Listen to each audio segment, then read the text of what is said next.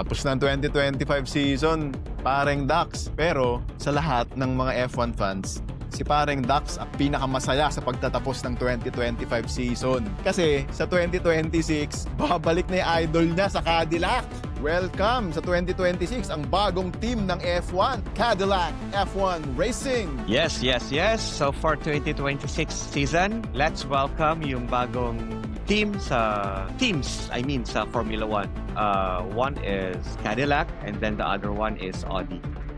And yun nga, sa sinabi ni Paring Chad, I'm very excited na makita ulit si Sergio Checo Perez na magdadrive sa Cadillac. Ito, naghihintay na lang yan ng logo ng Cadillac dito.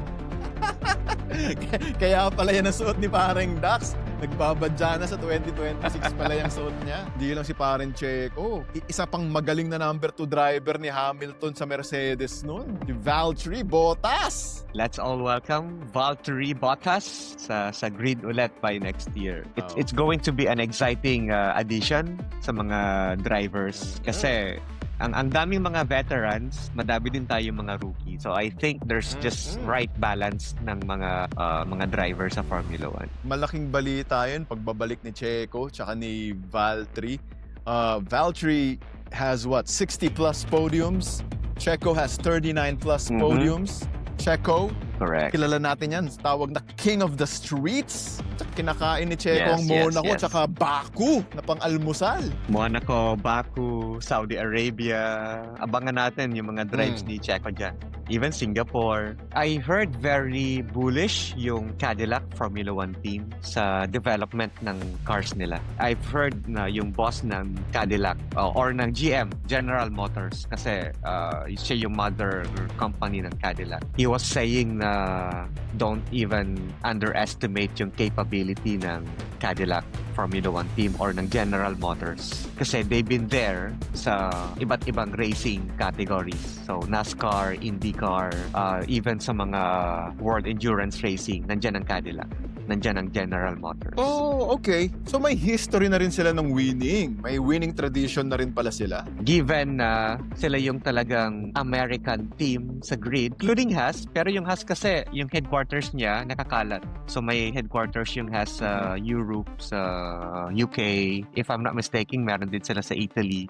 Hindi siya talagang purely American team. Pero yung GM, who runs Cadillac, yun ang pinagmamalaki nila. They will be the only American team sa Formula 1. Hindi magpapatalo yung mga yan. In terms of name recall and popularity, yung GM talaga tsaka Cadillac ang sikat na America's team. So, US yan. Sasali ka sa F1, which is mostly European league, ha? Hindi basta-basta ang pumasok sa F1, especially an American team. So, malaki ang expectations. I think for them, sa tingin ko, sa puso nila, buhat nila ang pangalan ng US sa F1. Very exciting talaga kung anong gagawin nila sa F1. They will bring an American flair to F1. Very exciting. Cadillac, mga kano. Abangan nyo sa halftime show ng Super Bowl sa February because I think doon nila ilo-launch yung kanilang livery. Oh, nice. Eh di ba pare si